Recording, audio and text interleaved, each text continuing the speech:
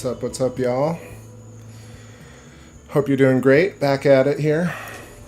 Got a new microphone tonight, so let me know if the levels are good. I tested it, but let me know if it's too loud or too low. So yeah, 8:26 p.m. Eastern Time. We got a waxing crescent moon. I believe it's 35% illuminated right now. Pretty low in the skies.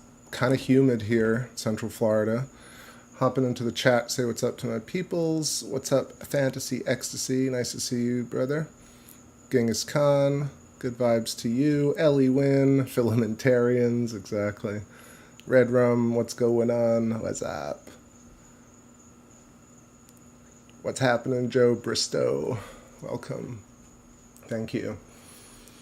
So, yeah, a lot's been going on. I took a little break because last month was a lot of streaming for me, and I just needed to kind of give it a tiny break. It was a good opportunity. The weather was changing. I had some family in town, seeing my moms.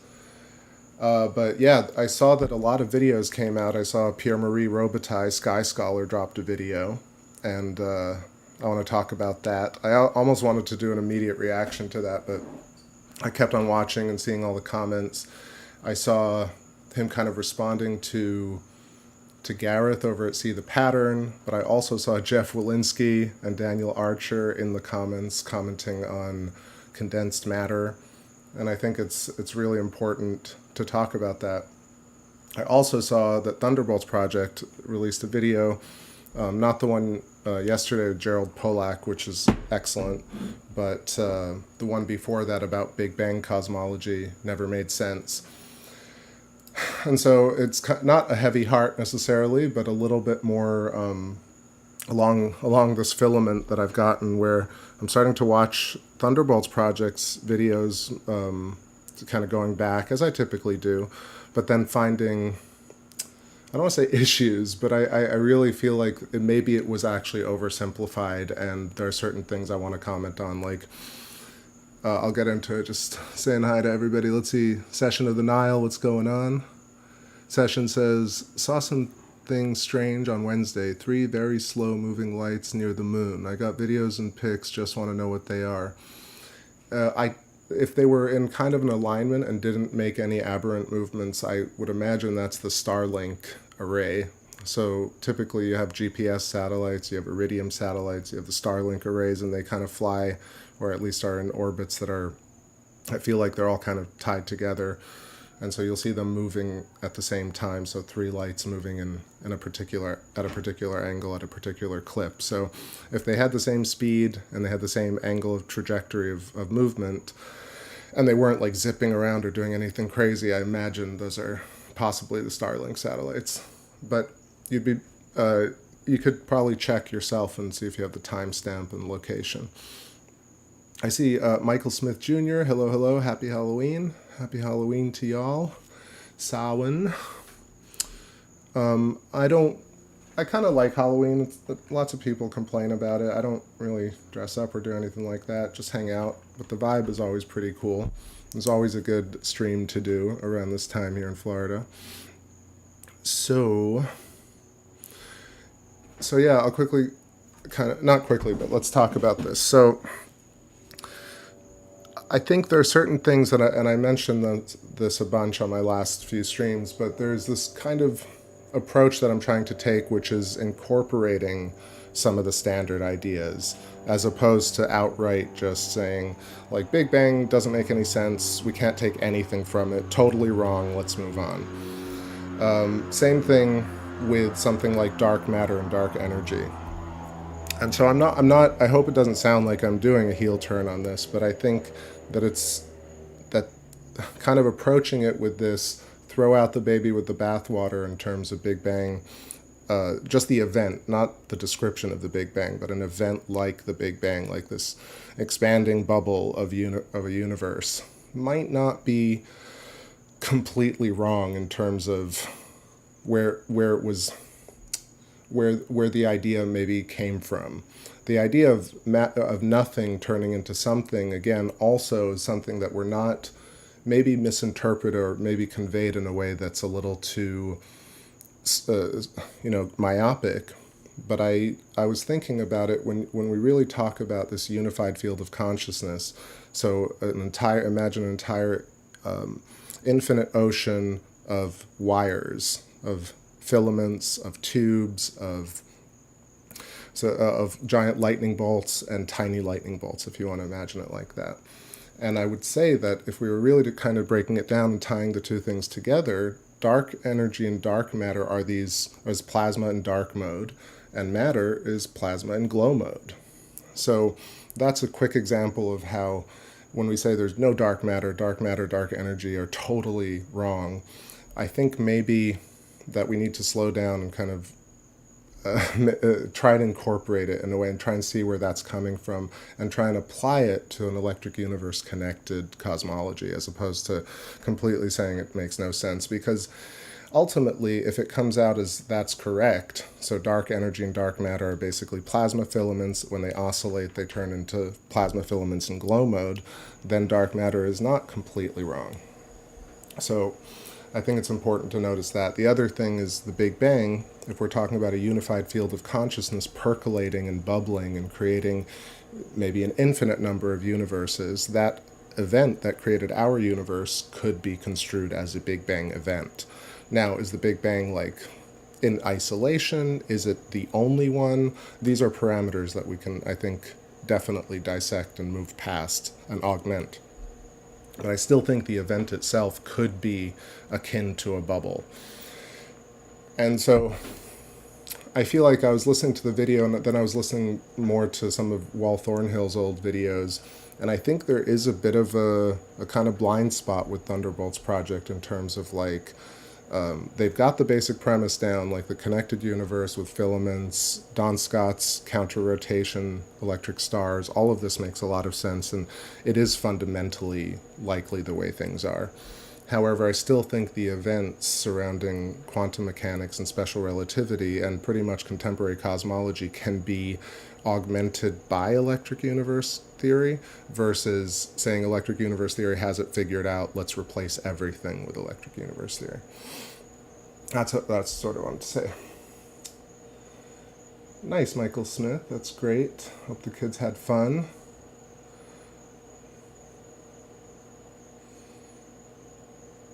Genghis Khan says transcendental meditation, I think, gets one to reach the unified field of consciousness.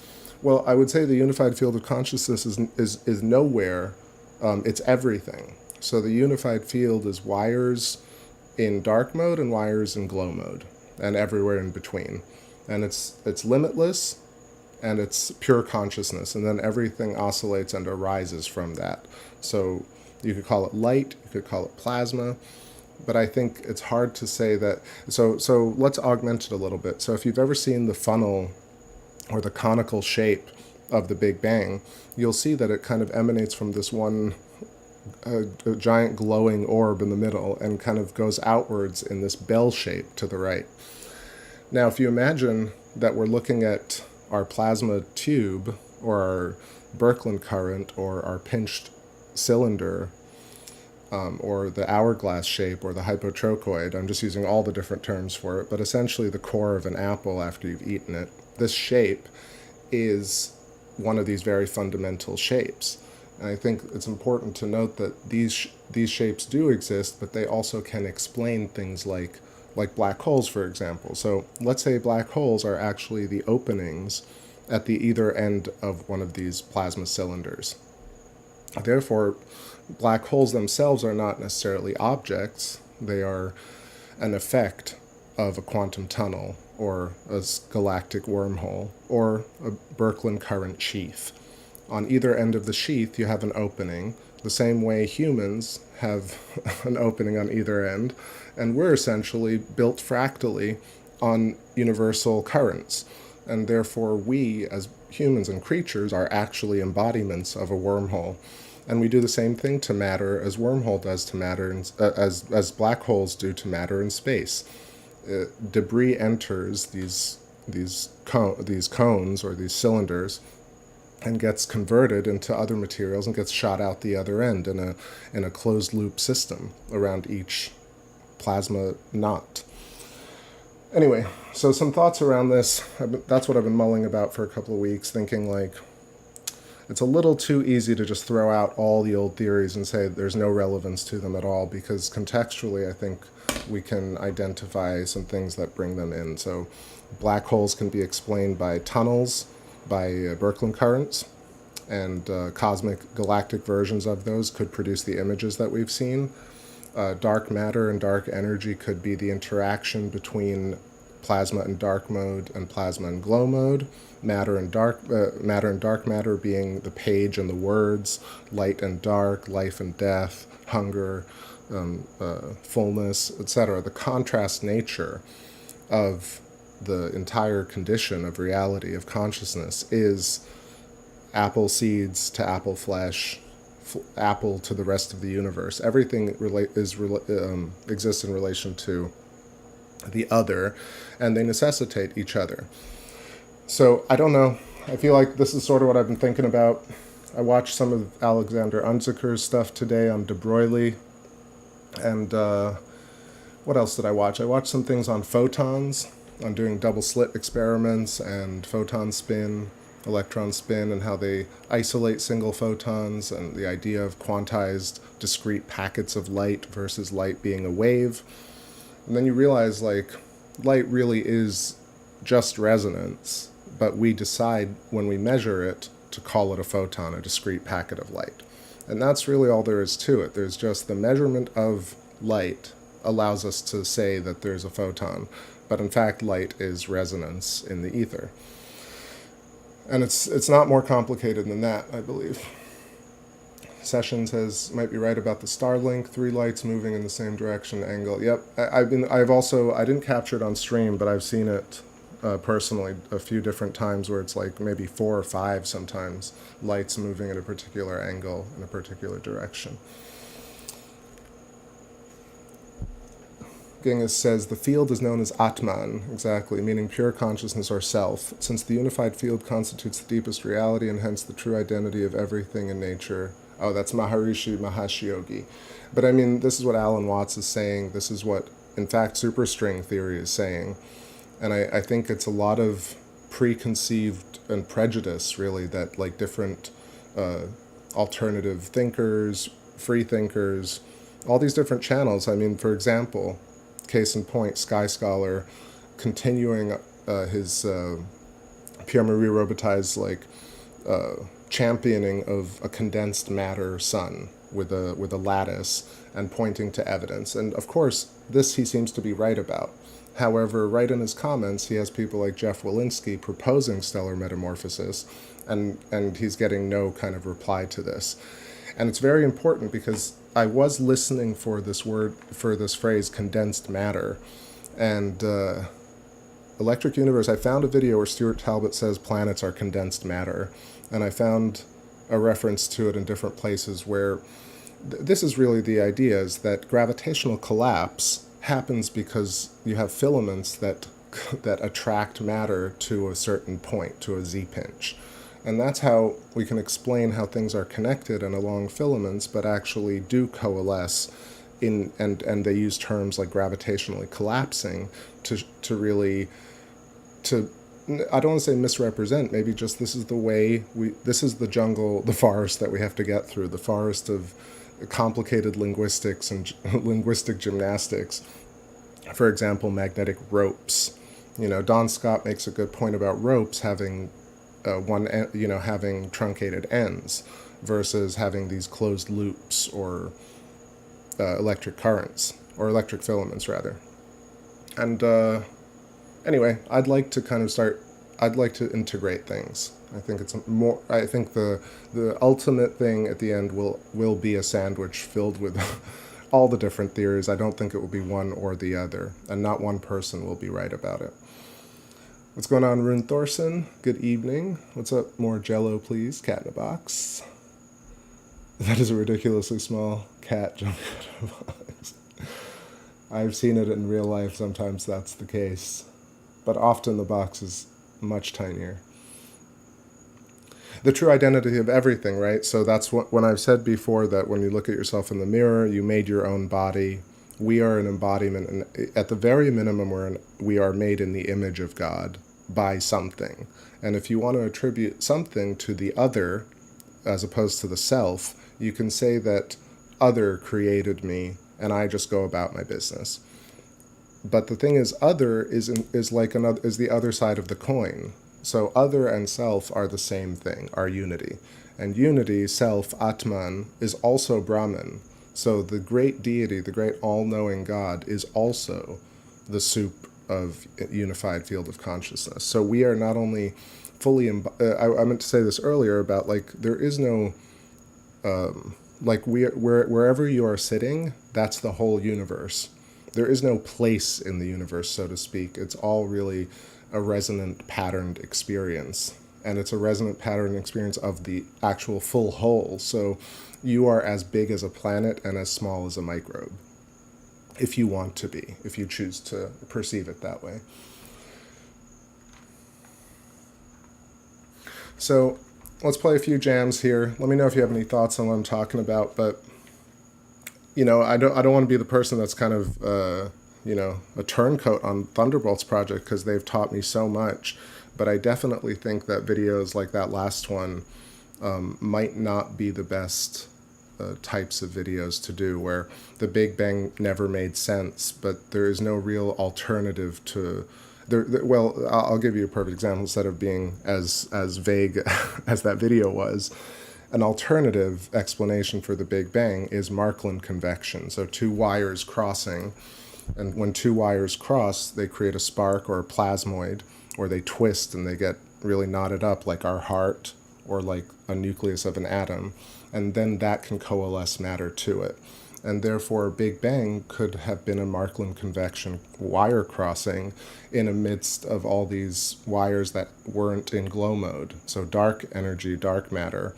And the energy really is this interferometry of, like, the oscillation within the field against self against other creates, that's dark energy or light energy. It's really an energy transfer, an exchange.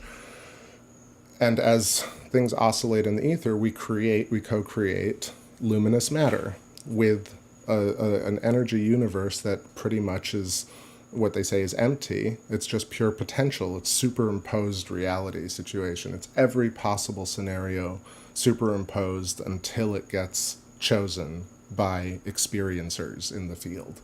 So when you choose to do, like think about your arm, for example. If you wave your arm, before you wave your arm, there are potentially an infinite number of directions you can wave your arm or wiggle your arm, or your hairs are pointed in a certain way. Think about how we co-create by choosing one of those particular positions of the arm. And of course we choose one and many because we move our arm. But literally that's what quantum superposition is. It's just the fact that reality stays in a state of pretty much infinite possibility until we choose one possibility.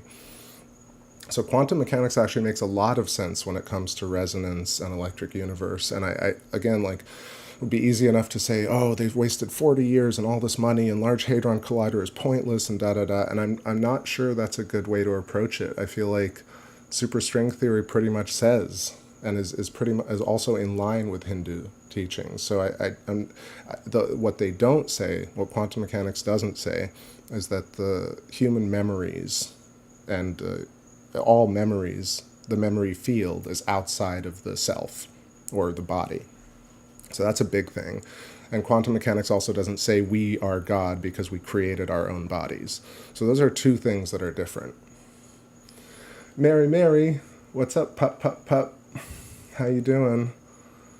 It's been a while. Nice to see everybody. And I think we got some cloudage. Was there a song request? Golden, I see that. Let's do Golden. I'll take a little break here.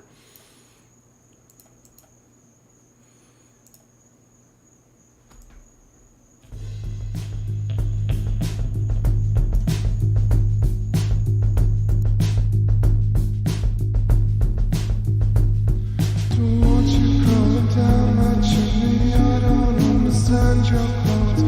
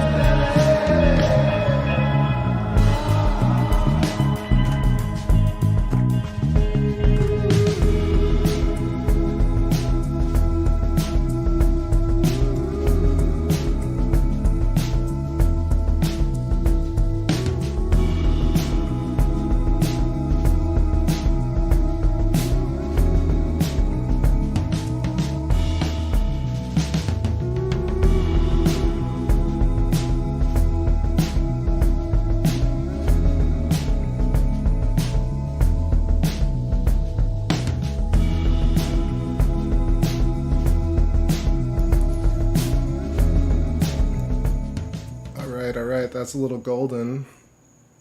That was the right vibe for those clouds. So yeah, not too bad, just kind of low clouds actually because the moon is low, but really amazing detail on Luna tonight. Like I said, about 35% waxing crescent tonight. At the very top, peeking out, we got Mare Frigoris, and I want to say that's Hercules above Sea of Serenity, Sea of Tranquility, Mare Crisium. Let me adjust the color here a little bit.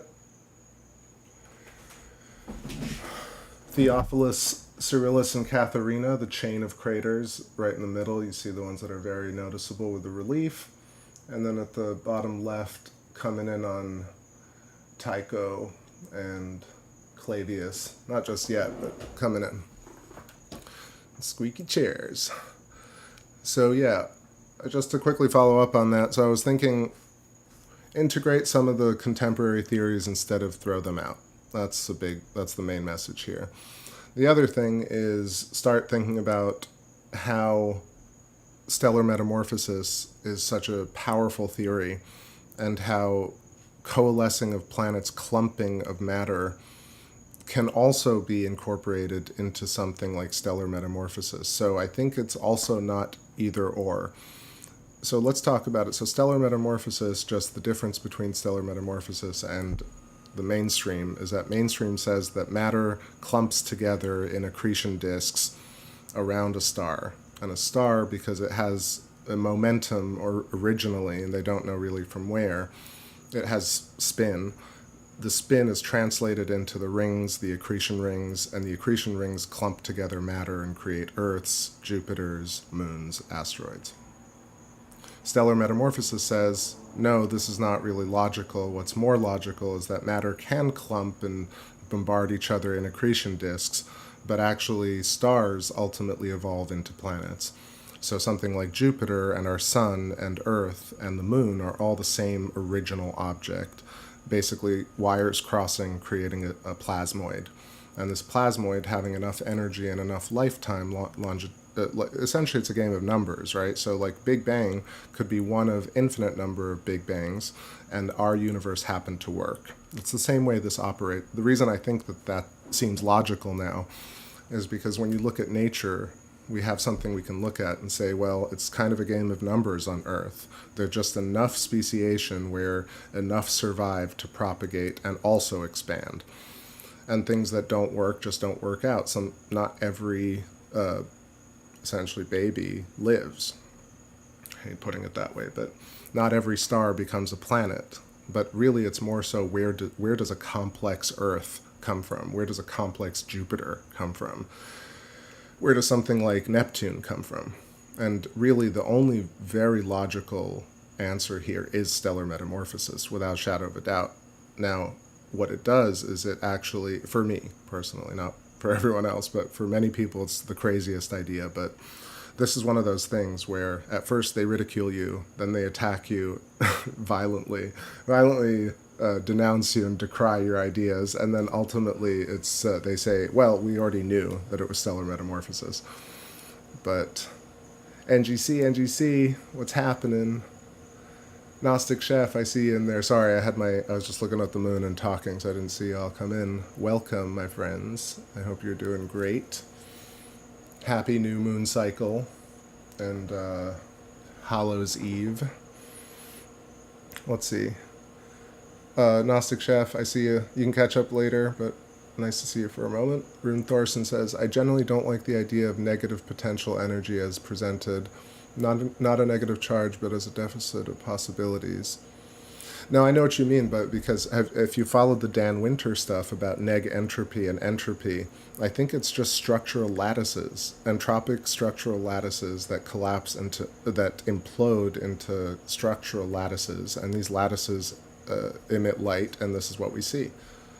I don't think it's more complicated than that. I actually feel like a lot of these different possibilities all are kind of dancing around the same idea here. The idea that humans are grown along filaments. So our matter coalesces along a very powerful electrical filament that's attached and grounded to Earth like a tree. And we also have a connected filament going out the top of our head into space.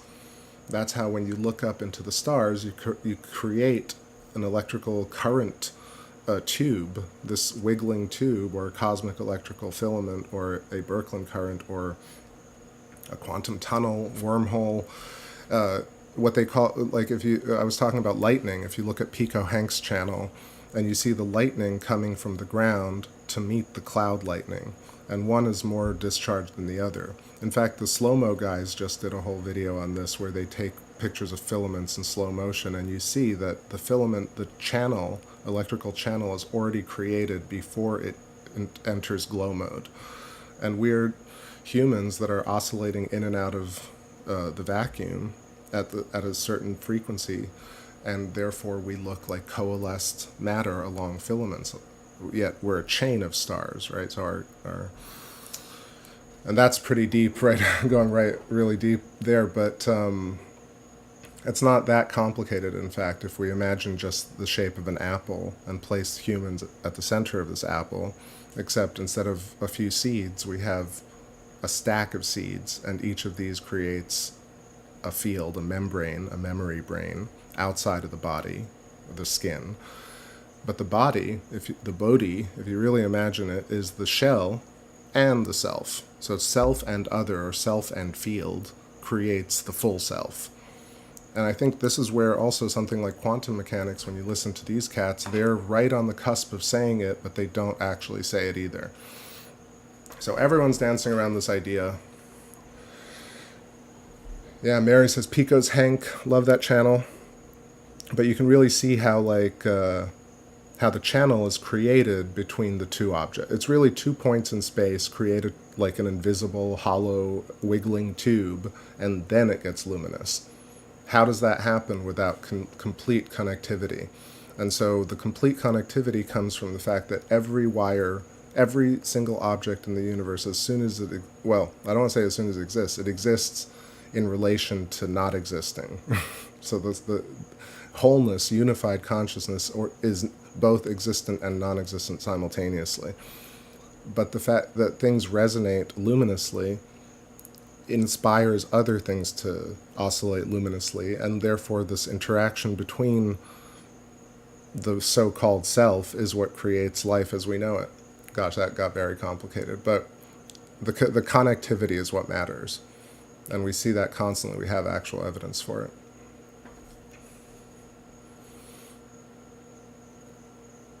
Rune says, I'm way below that talk, naive maybe, but as I see it, the stars are expressions of frequency. Yeah, but if it doesn't have to be, somebody singing it, with a voice and a mouth.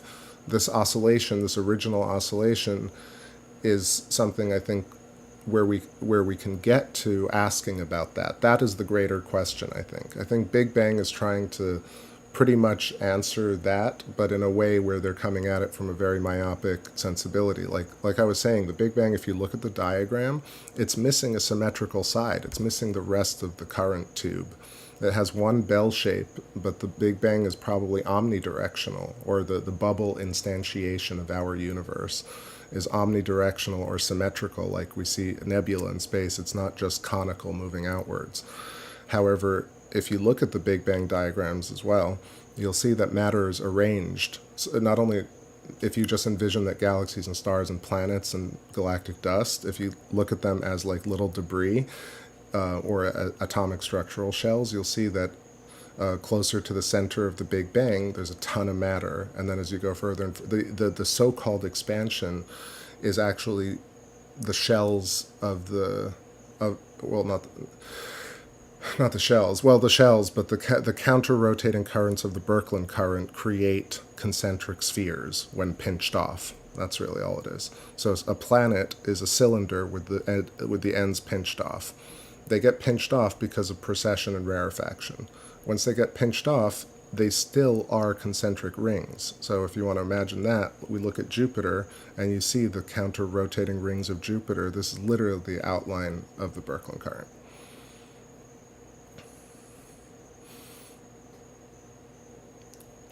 So, all right, time for a new tune here. I had a lot to say because it's been a couple of weeks, and I'm just thinking about a ton of different things. So hope, let me know what you think in the chat, or if we want to just vibe to some music. But this one's called Bougie Boogie, the Bougie Boogie, and it's brand new, and it's really just a quick first take of this track. So I always use that excuse, but it is that. Well, let's rock to it. It's kind of moody and vibey and perfect for these hollow times.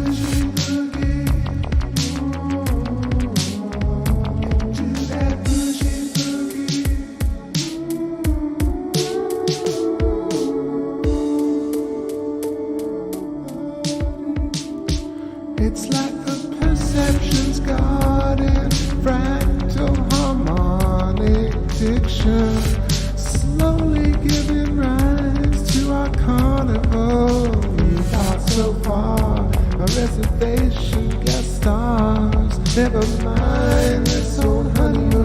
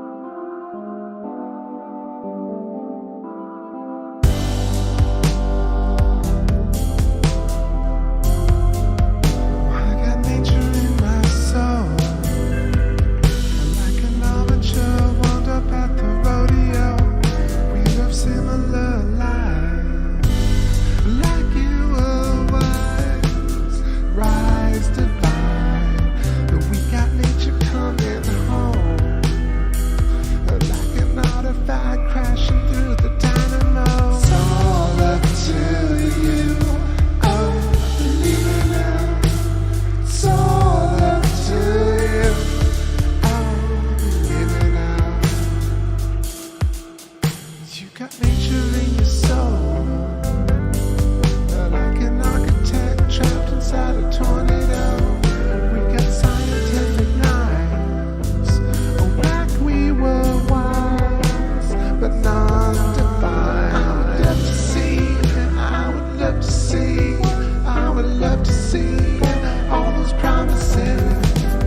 I would love to see, I would love to see, I would love to see all those promises. And ooh, you're taking a good hold of the heart. Don't hide it all away. No stone left unturned, trying to come away from the city.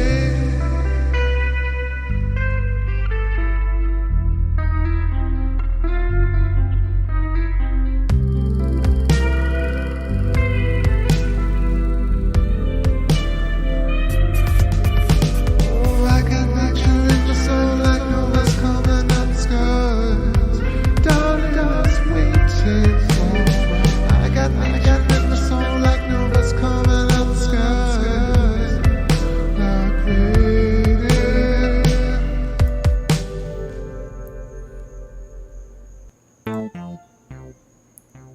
Yeah. Alright, so this one is also pretty new, but it's not done yet.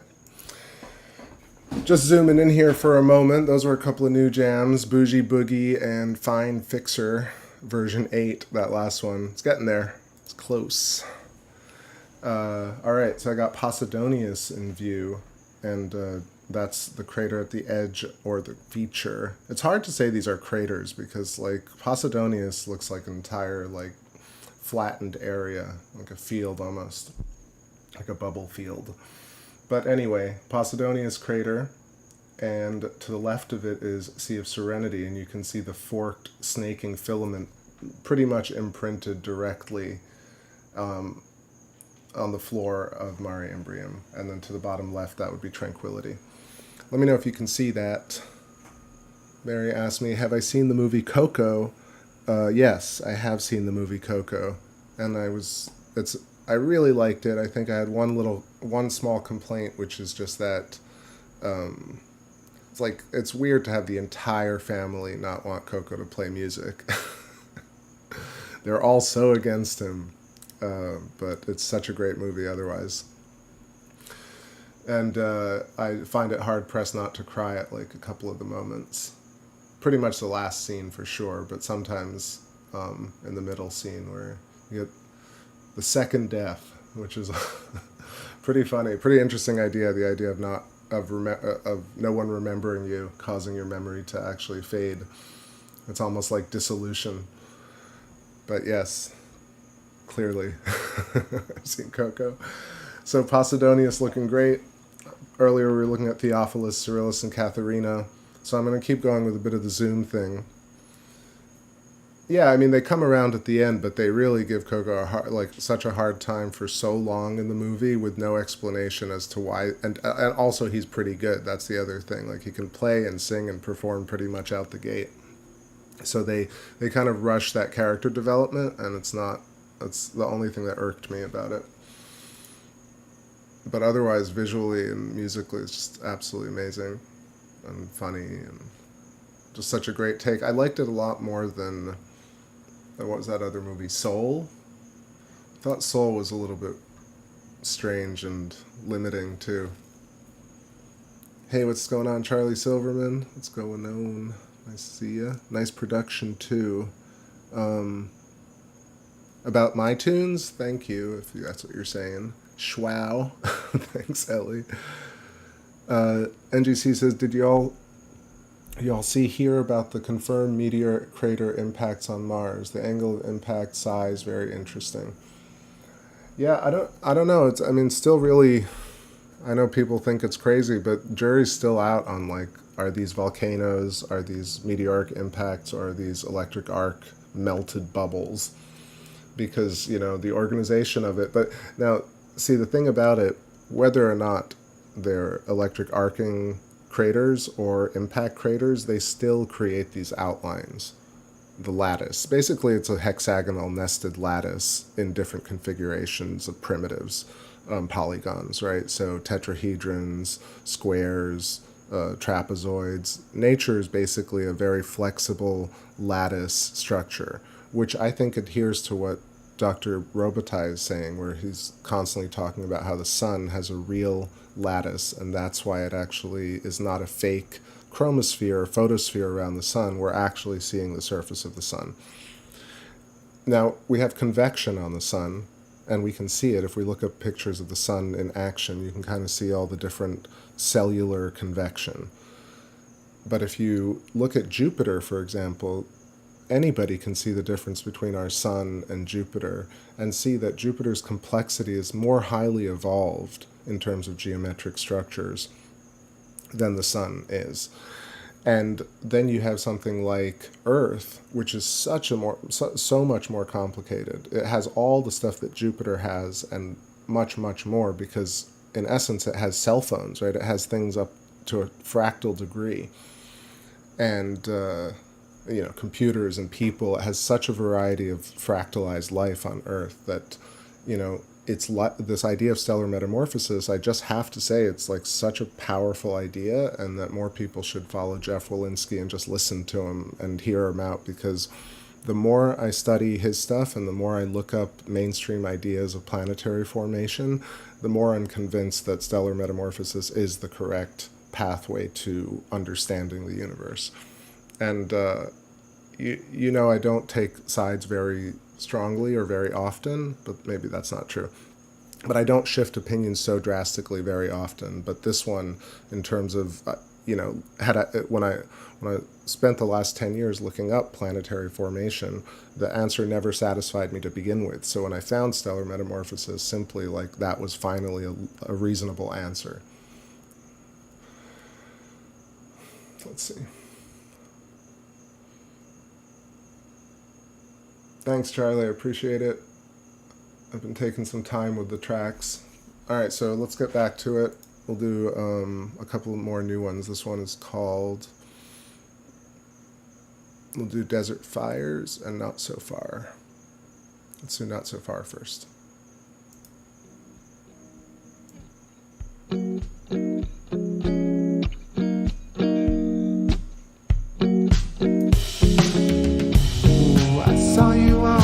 Train, it's 9 o'clock. Deep down, I thought you were so indestructible, with perfect beauty underneath. I was driven to slightly smile and lie by your feet. Stability is rocking, it's stability, zipping up interchangeably, iteration upon iteration. I saw you past the shadow, it was 12 o'clock. Oh, baby, I don't know, but maybe we could steal a show. Don't mean the opera.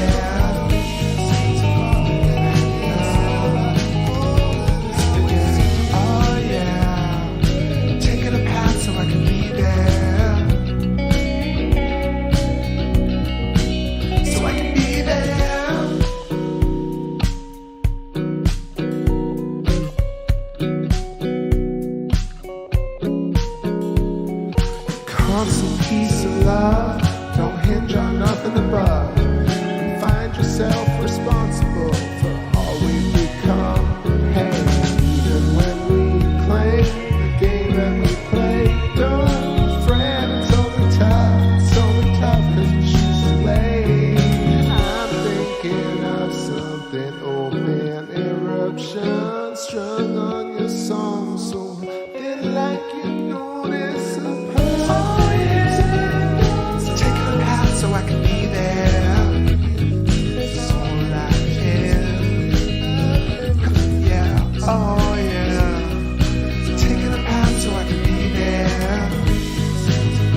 So yeah, oh yeah. Taking a path so I can be there.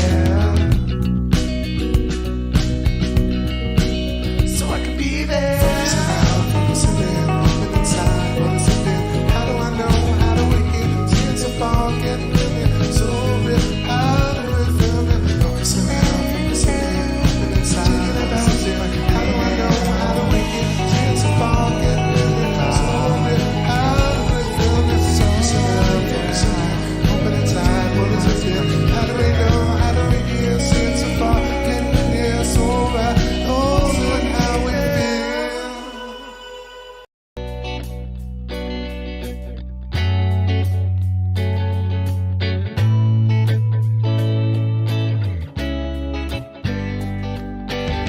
Some lacking out what mystery or love.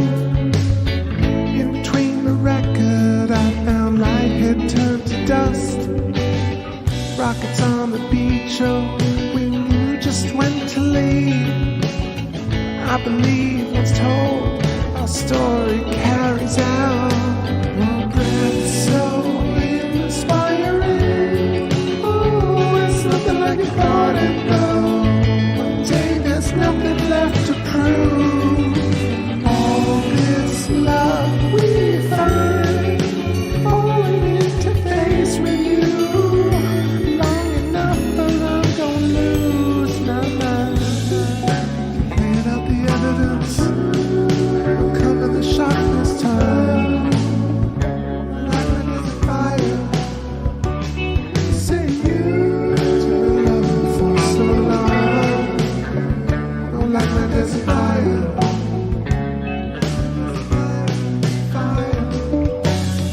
Lights in the distance, I walk slowly up the stairs. See ahead a lion sit alone upon his bed. Oh, fragile beast, I know it's been so long. What time is it? Time is it? I know I will cast sight of it, so go on inform. Oh, sand is like the mind and scattered soul. Now let it go. Sigh like I'm all reaching out. I left my home for 7 miles. We trail along for 7 lives. Let the whole heart say, we're coming to shop this time. The light doesn't fire. Say you loving for so long. Like there's a fire. There's a fire.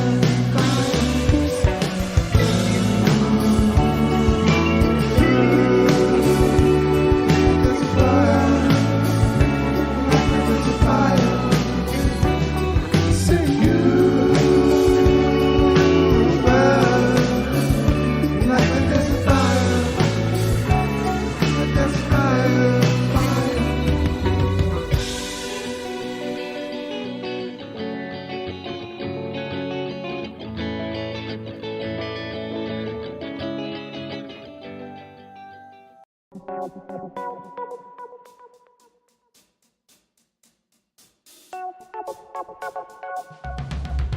When I think back over your eyes, you're a cornerstone. When I think back over your smile, you're my comfort zone. When I'm in your field, so when I'm in your presence, so when I'm in your field, so no one like you, no two like you and me. Out by the stars, a sun for you to see. No one like you, no two like you and me. But I feel your soul, love sees beyond. I never thought to control your heart. Electric light.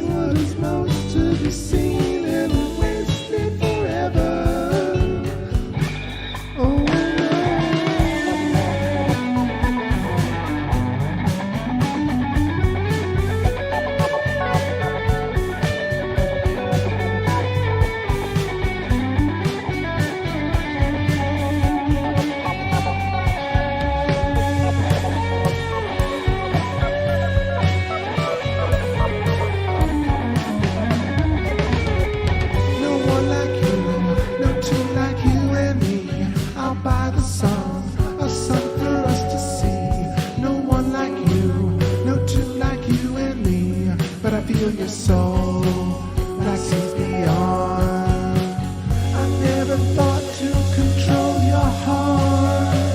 In another lifetime, your chains and stars.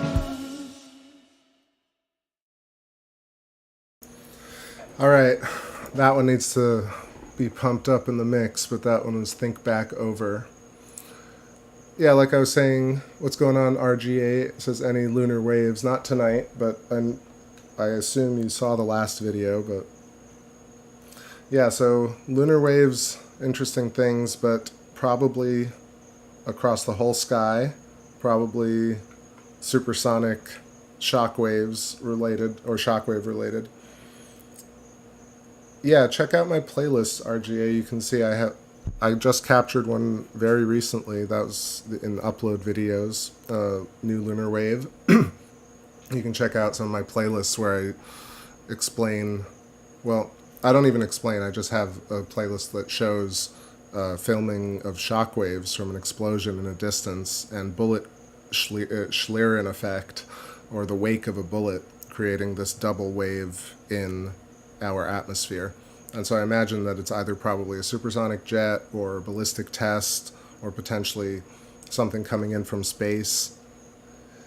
On the other hand, now I'm thinking about certain things where I was looking at Pico Hanks, again, his lightning video, and he mentions supersonic waves created by extreme high energy lightning up in the upper cloud range. And I feel like maybe from a distance nearby here, here in Florida, there's a ton of high altitude lightning. So maybe these lunar waves are high altitude lightning blasts that create like double wave plasma in the atmosphere.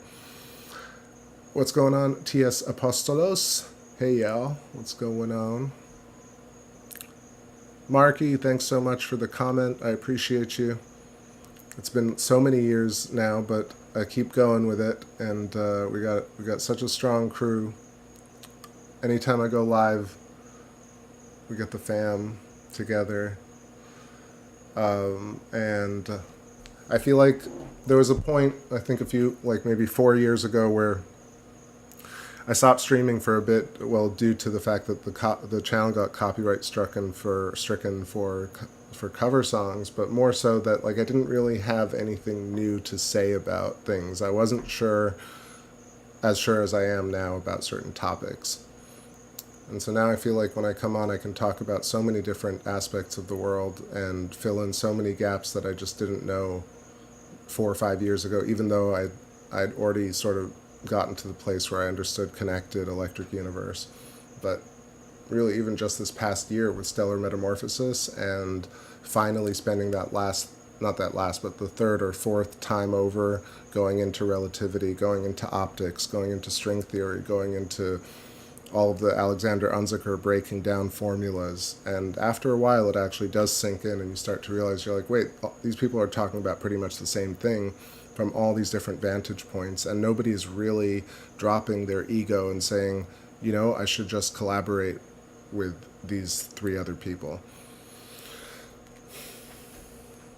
Ellie Wynn, thank you. Yeah, that one, that's I think it's in 5/4 actually. I'm trying to write groovy tunes in weird time signatures if I can. You know that I do that, but it's hard, so once in a while I'll get it. That last one was definitely interesting. Let's see. I didn't see these NASA asteroid smash... Oh, or wait. Are you talking about the DART missions? I did see the DART mission stuff, but I'm not sure. Maybe you're talking about something else. Just the last few days I've just been playing music and not looking into science because just too much. It's too much crap out there.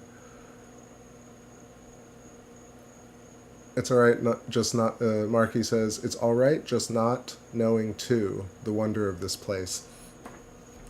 I agree, and also can't help myself, I guess is the answer to that. Because I feel like since I was a kid, I wanted to know certain things. I'm like, how do the eyes work? How does rain work? Why do we see stars? Like, how old and how far are stars? What's the deal with the moon? I think ever since I can remember, I think back, that I really wanted to know what was up with all that, or the atomic structure. Because in school, I think it was instigated by school. School was like, here are all these amazing topics. And then because of the brain that I have, I was very curious, and I'm not alone. I'm sure a lot of people said, wait, how do you know the structure of an atom? And they tell you, oh, shut up, we know the structure of an atom. But how? Oh, well, we know the structure of an atom. It's already been decided.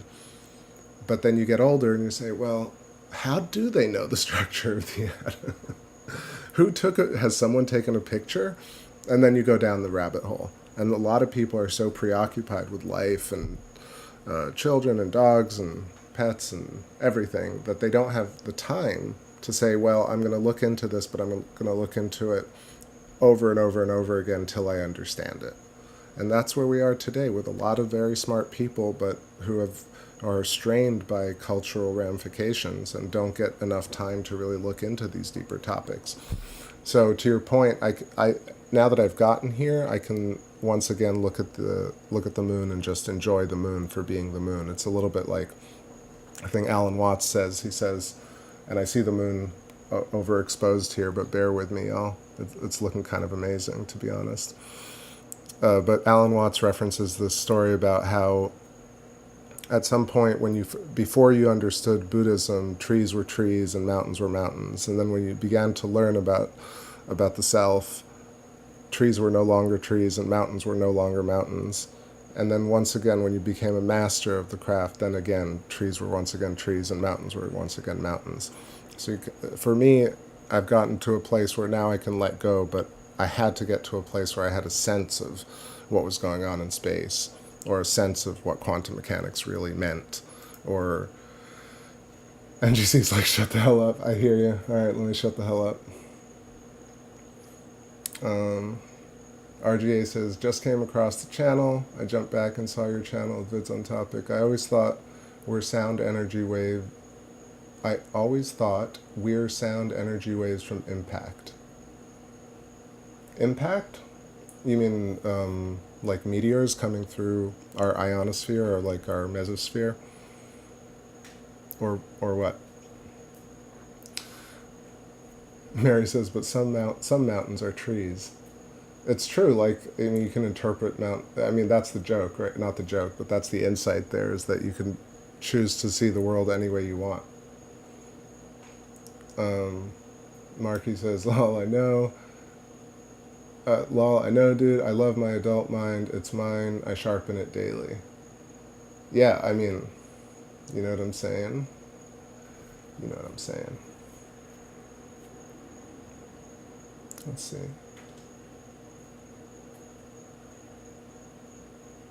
A month ago, yeah, the DART mission, yeah, definitely TS Apostolos. I mean, that's just absolutely incredible what they did with the DART mission. It makes me just kind of, I'm in awe, but I'm also like, why can't we go to the moon?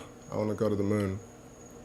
Or at least I want to see us, the US, somebody go to the moon and send me pictures. Close up, 8K, please. So ridiculous. I'm just reading some comments here. Let's see, TS Plasma Filamentary, most definitely. Well, yeah, I guess let me make some more notes about this. So what I opened the show with is this idea that I think that last video on Thunderbolts is one of the first videos in a long time that was like, man, I don't know if this is the right approach.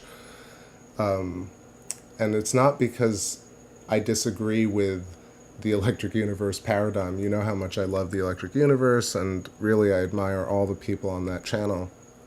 But I just don't think that type of, let's get rid of all the old paradigms and not have anything really to replace it. So that's my actually biggest issue with the last video, is that there's no actual replacement for the event which really created all of matter. So that's why people wanted the Big Bang, is that they wanted to figure out where everything came from. So they traced things backwards and got to a point. And then you get to conspiracy world of the last 10 years where people are trying to break down old paradigms. And I'm part of that. But also looking at Einstein and saying, or pretty much mainstream cosmology about Big Bang Theory and saying, I don't like this anymore, I don't want anything to do with it, it's totally wrong, this guy's crazy, it's indoctrination. But you don't realize that that event might actually be a plasmoid, right? Like the Big Bang might actually be Markland convection and a plasmoid. I'm just explaining my thinking here. So when I listen to that, I'm like, how is that not something that is being talked about? Like, who, does Stuart Talbot not think about it? Or Stuart Talbot or Wal Thornhill or Don Scott, and check these videos and say, well, this could be what a plasmoid is, like a great, giant, like cosmic Markland convection, like the same way we imagine that stars are created by the twisting of Birkeland currents. Then the Big Bang could be a giant fractalized version of that. And so Big Bang could be a correct assumption. Now, the difference here, the nuance here, is that mainstream says Big Bang is the be-all, end-all of things. There was nothing before it. Quantum mechanics says, yes, there was something before it. It was the percolation of the unified field of consciousness. Most people don't realize that quantum mechanics has already postulated and has presented fundamental reality as being unified infinite consciousness, superimposed all choices until matter perceives matter and creates instantiated consciousness. Even the resonances of the shells and the way things interact with quantum tunneling at a quantum level is already figured out. So the thing ultimately becomes, why can we not have a consolidated vision of the world and say the same way quantum mechanics works, space works the same way quantum mechanics works, because the entire universe is fractalized by orders of magnitude. It's that simple. So that's what I've been thinking about. Reading some comments here. NGC says, every time there's a flood or a volcano or tsunami, a new layer of time starts again.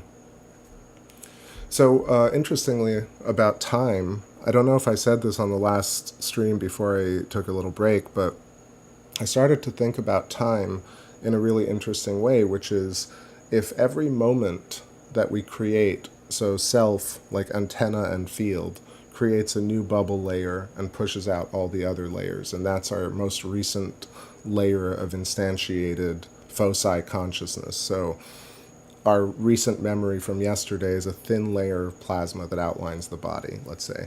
And your furthest memory, your birth, is like 20 feet away from you in a very diffuse plasma layer. What about time being the layer in between each magnetic moment? So time is actually the interval between us co-creating these dipole moments. So as we create with the field, we create a layer of plasma that encodes all our interaction, and then right after it we create a negative bubble, the space in between the plasma double layer, and that is a layer of negative time. It's an intervallic layer that actually is a real layer of a real time bubble. And so our life is a layer of magnetic moment memory, and then in between each layer of that there are time bubbles, and every sized creature has its own intervallic layers. So an ant has tiny little bubbles of magnetic moments, magnetic dipole moments. So essentially we as wires are emanating omnidirectionally from our center core, right? But because our eyes have holes, or our skull has holes in it, our eyes are emanating rays, our ears are emanating rays. This is how we hear and see things. So as we co-create with our eyesight, the way we see things, we create things as matter is resonating. So we are collaborating with resonant matter to create what we perceive as vision. So remembering objects and items and things. And so in between these layers of us creating these magnetic moments, or these thin layers of memory plasma, in between each layer, that's time bubbles. So that's an idea that I had, and I thought at every scale, like a planet has its time bubbles, in between every layer of its existence. And therefore now Earth can contain, or Earth, which is Earth and its field, that's the whole body of Earth, now stores not only all its memory, but all its time as well. Okay.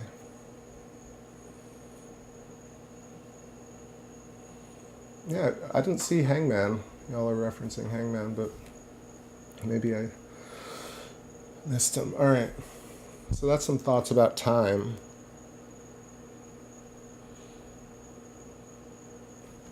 Rune Thorson says, well, how do we know is always a great question and should always be present even in the most basic of topics.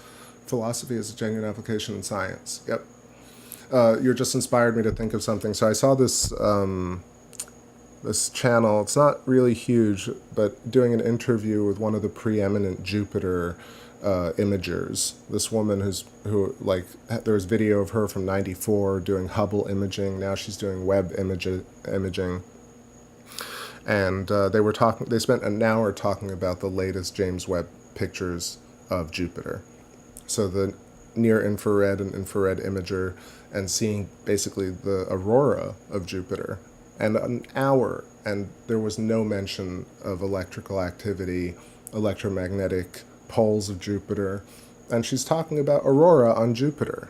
And it was just such a, I didn't want to say it's annoying, but I was trying to figure out what was going on with, what's the issue with the way people present, or, well, how mainstream or academia approach science. And what she was doing was, she's saying, we saw this image and we were expecting this and we were totally wrong about it. And then we saw this other picture of Jupiter and we were expecting this and we were totally wrong about it. And so it's about an hour of that. And I used to find it infuriating, but I was trying to figure out, what's the common thread here? So the common thread is that scientists, or at least in terms of astronomy, propose ideas first and then look for answers to those ideas. Whereas I feel like astronomy, at least in terms of coming to conclusions, gosh, the moon got real bright.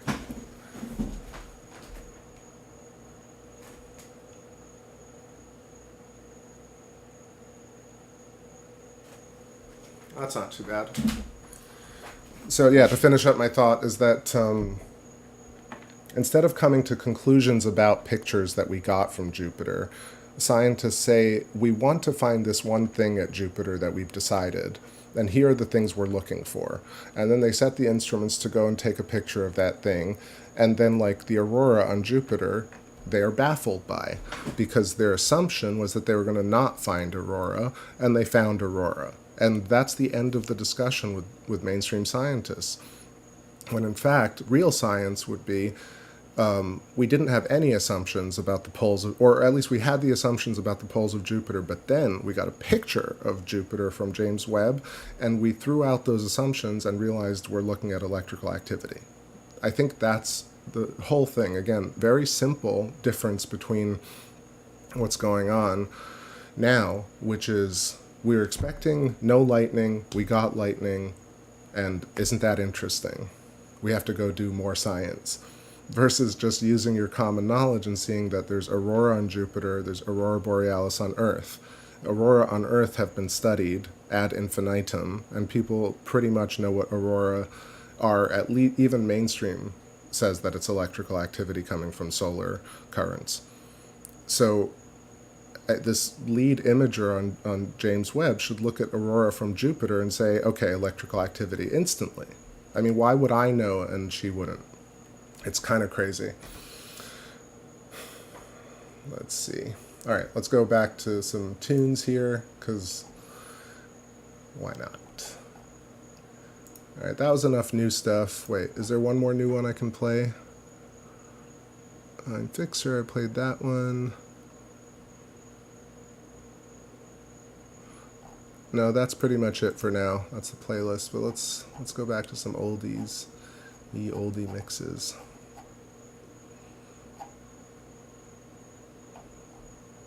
This one's called Interference. It's pretty new. Only one walls of our place. Down from the rockets below. Oh no, it's one love undisclosed. Like the witches of the forest. Like I knew you once. Shine, 'cause you'll make me sad. You'll take me home. But I need my soul. Time will never break me. Love can never make me whole. Lean on this battle, feed on the spiral, lean on this bottle, hold like you. Feed on this battle, lean on the spiral, like you were asking. So electric, so like you wanted to go. Feel this deal, there's only up here.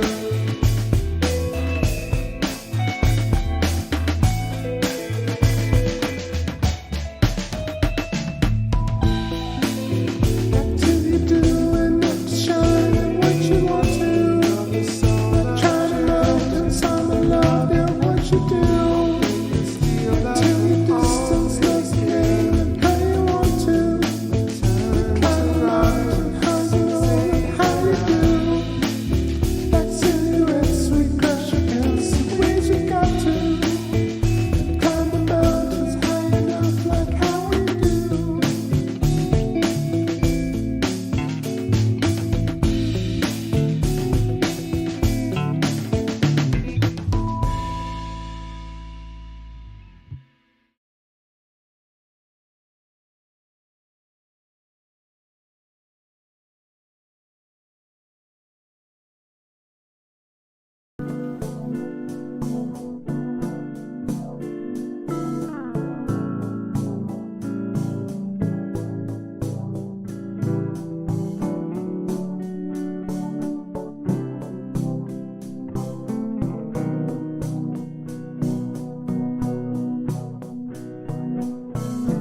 I left home at 17.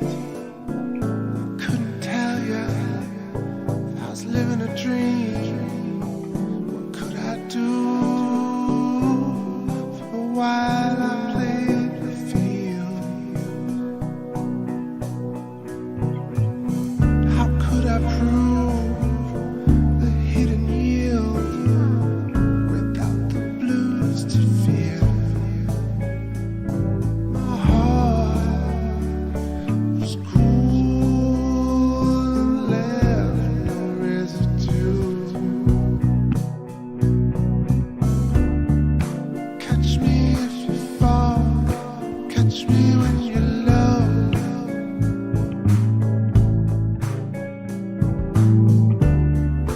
Look goes higher, as friends you used to know.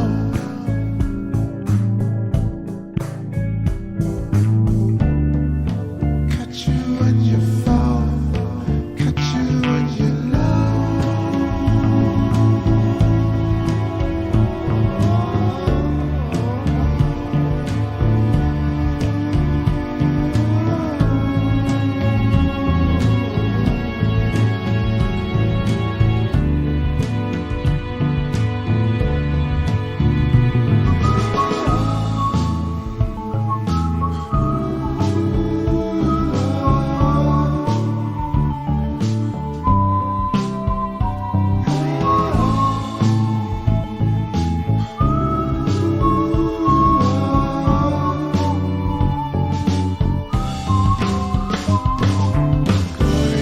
I love you, take a good look, it's a simulation. Wake up, it's solitary. Wake up, it's imaginary. And don't you know, your life is worth more than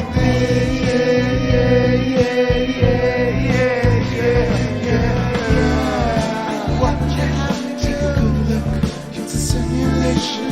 Wake up, it's solitary. Wake up, it's imaginary. Man, don't you know?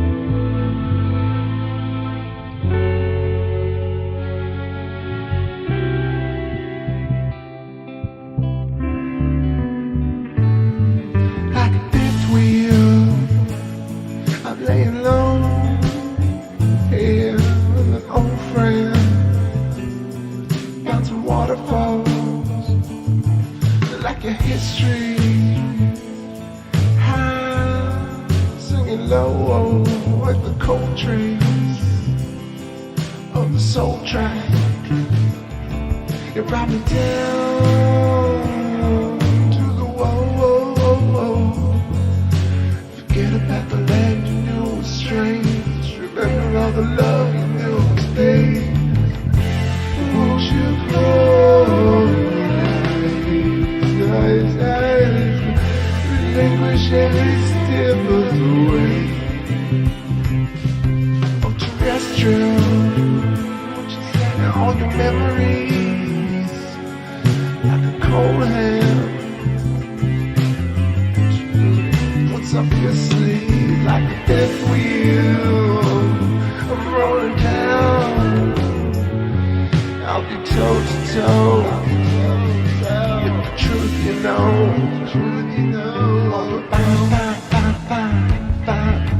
Show away. Would you go till the end of your days? When you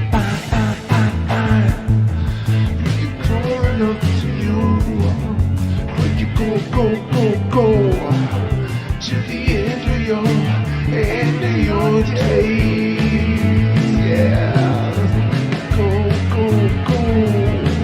to the end of your days, to the end of your days.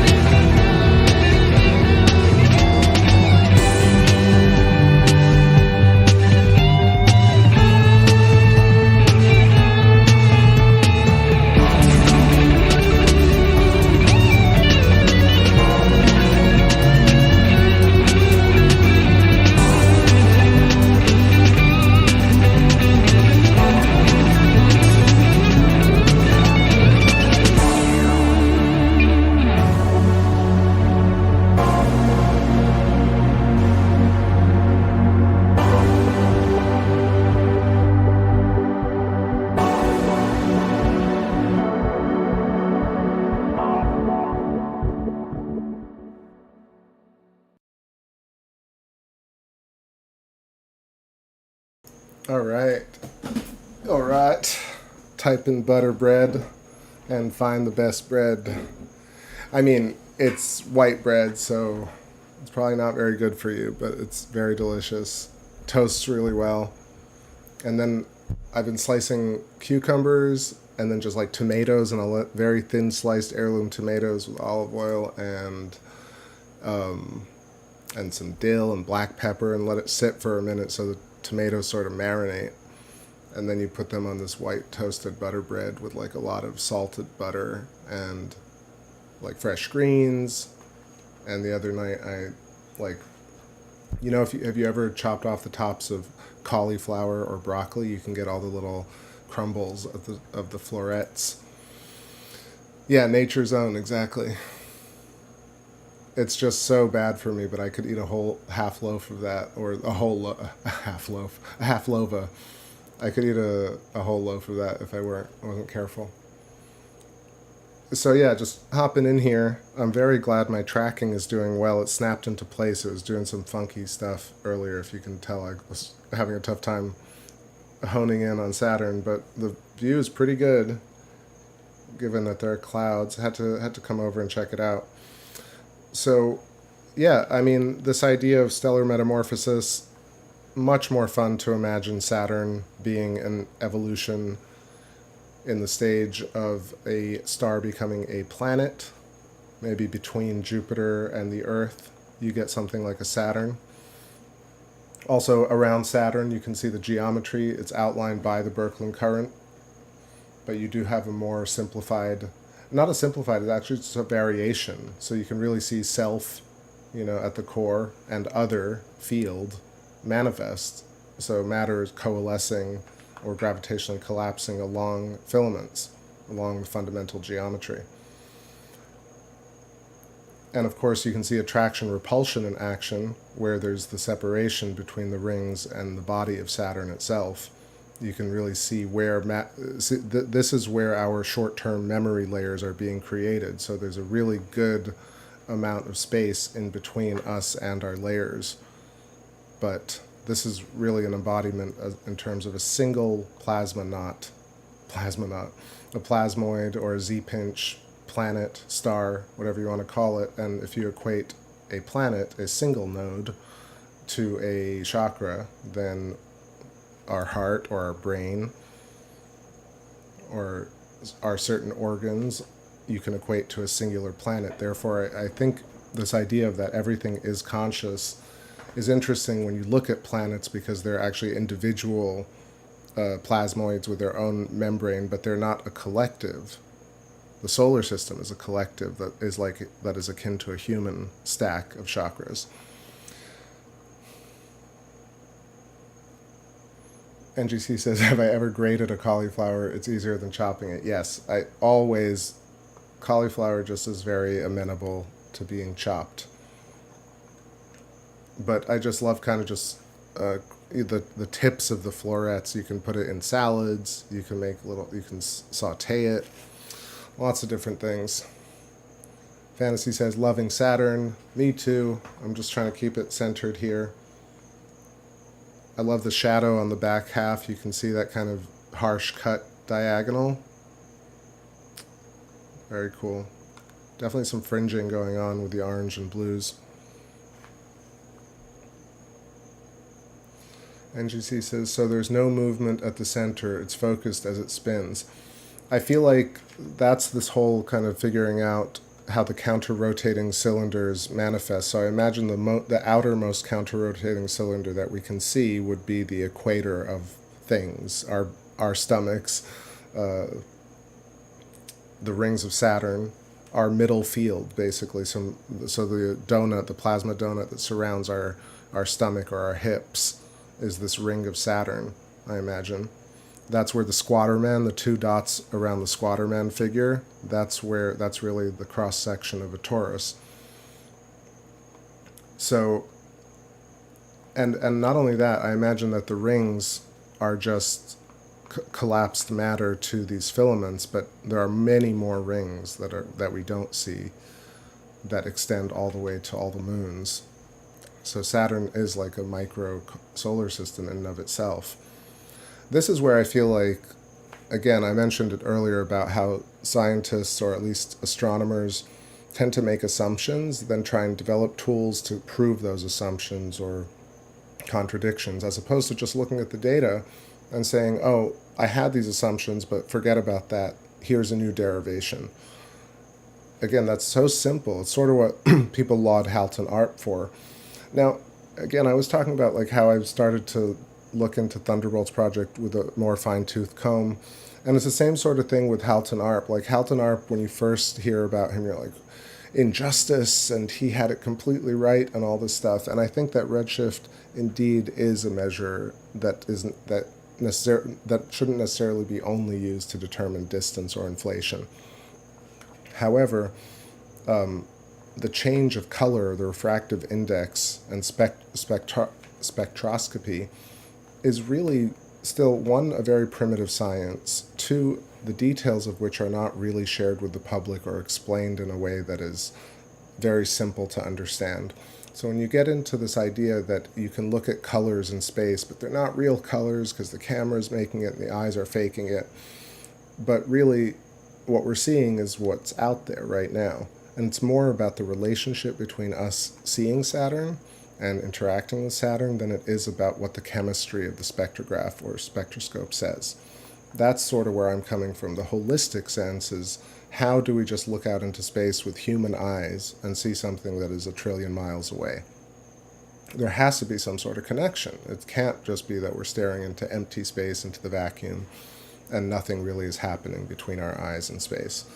But if you imagine how lightning bolts connect, like I was saying, a plasma tube is created, and then from the cloud to the ground is a very powerful luminosity flow or an oscillation, and then from the ground upwards is kind of a feeler current, and the feeler current sometimes matches with this intense oscillation coming from the cloud, but the tube is already there. So when you look out into Saturn, I imagine that we are ultimately creating a connected tube out into space. So humans are immensely powerful on all scales, but just the fact that we can see into space without any tools at all is fundamental. I mean, I say 1 trillion, I just pulled any number, but let's say even the moon itself is 250, give or take, 1,000 miles. And Jupiter, Saturn, 600 billion. What is it? Let's see Saturn exactly. I forget sometimes. Saturn distance. 914 million miles. Sorry, so 1 billion miles, not 1 trillion miles. My bad. But I didn't even mean Saturn. I was kind of just thinking of anywhere in between. When we see, let's say, Orion, these are apparently, 50 to 100 trillion miles away or more. I believe like a light year is 24 trillion miles, if I'm not mistaken. Light year distance. But either way, not 24, 6 trillion miles. My bad. I'm completely off tonight. But anyway, either way, massive distances in space. But what was I saying about Halton ARP? I wasn't trying to denounce Halton ARP at all. Again, so impressed with him. But then if you really listen to what he was saying, he wasn't really thorough in terms of the holistic theory of why this matters. He just kind of went to town on putting together the evidence that red-shifted galaxies can exist with blue-shifted galaxies along spiral arms, and has created this thing. So I guess my point here is that when Thunderbolts Project refers to Halton ARP as this kind of, they deify him in a sort of way, and I do understand that. Same thing with Hans Alfvén. But I feel like they don't explain why they deify him and what the implications of redshift being a measure of age mean. If that makes sense. So the redshift being a measure of age within the context of stellar metamorphosis makes a lot of sense, because color changes over time in a very simplistic way. But the idea that Thunderbolts Project refers to Halton ARP, and Halton ARP proves that redshift likely, or whatever, even if it is a measure of age, a measure of distance, it could also be a measure of age. And so if that's the case, then I guess I'm critiquing Thunderbolts Project for the first time maybe ever, but I just feel like that last video just, I don't know if it will hold up ultimately. I feel like, let's say plasma physics becomes mainstream, there's likely going to be this initial event from unified field of consciousness into consciousness, which could be referred to as a Big Bang. Which is a weird stance to be at, because I really thought for some reason, I was like, yeah, Big Bang doesn't make sense. A lot of people are against it. It's kind of cool to be against Big Bang science, but I think it's the mainstream perception of Big Bang science may be flawed, but the presumption that something like that existed might not be flawed, actually.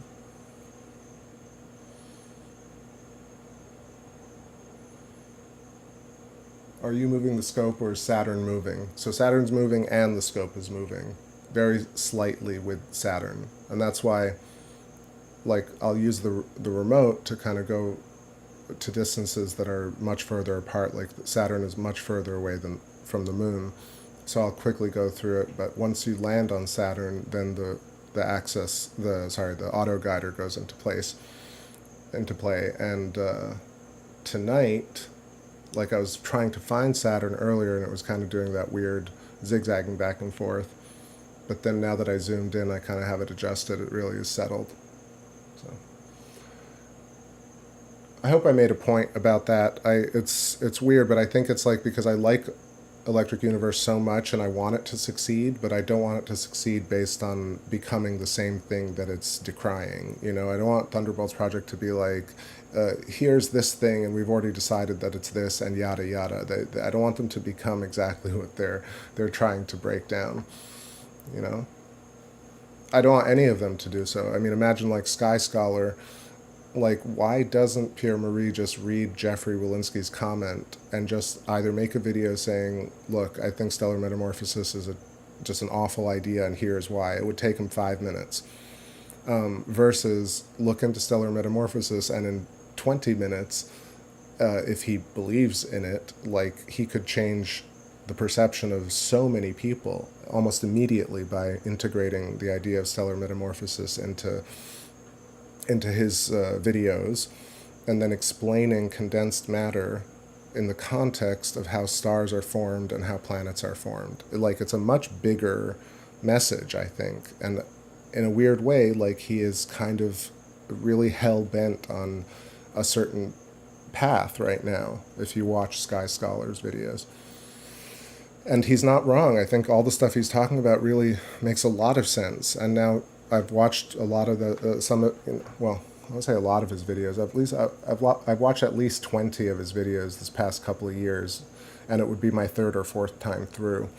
And they do start to get more understandable, more palatable when you really hear it enough times. And in terms of the data, in terms of the idea of the cosmic microwave background radiation, idea of a sun, like a real surface of the sun and a solar lattice. But yeah, it would be great if he addressed stellar metamorphosis. It's a simple thing. Mary says, where are the moons? So you can't, it's very tough. Like on Jupiter, you can see the moons, the 4 Galilean moons with Jupiter exposed properly. But Saturn, it's much trickier, especially with urban lighting. So when we see Saturn here that's exposed properly, where exposed properly means you can see all the things without white blowout, then it's very difficult to see any of the moons at the same time. But if I hit record and turned up the ISO and opened the shutter, we would see all the, well, not all the moons, we would see Titan, Tethys, Rhea, Enceladus, Iapetus, at least 7 or 8 moons of Saturn. Anyway, let me know what you think in the chat, if anybody is following on that front, in terms of the last video from Thunderbolts Project, Sky Scholar's recent video, and yeah. And a shout out always to Eileen McCusick. If you haven't checked out her work, you should. And so I think I'm going to start wrapping it up here with Saturn. The moon is already set, and I'll probably be back tomorrow or the day after with some more moonage. I might skip tomorrow and do the first quarter moon. That's like in 2 days.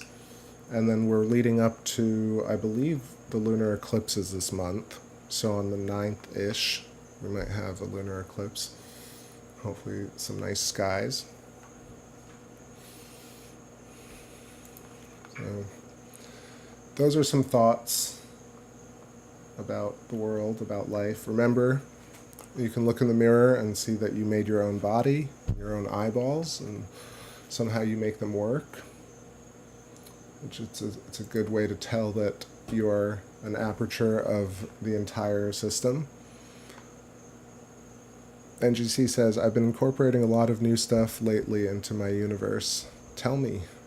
Give me something. I feel like, yeah, it's time for, not, I don't want to say digestion, but in a way digestion of new concepts. For me, especially this last couple of weeks, was, reading a lot of new things, but also absorbing and understanding things that I was talking about last month in a new and realized way. So I understand that. All this talk of making sandwiches, now I've really worked up an appetite. So we'll let Saturn drift away here. I'm going to zoom out and look at some moons. I'm sure we can see Titan. And I will catch you all on the next stream. Thanks for all the kind comments and your patience, everybody. If you're catching this tomorrow, I hope you have a great day or night.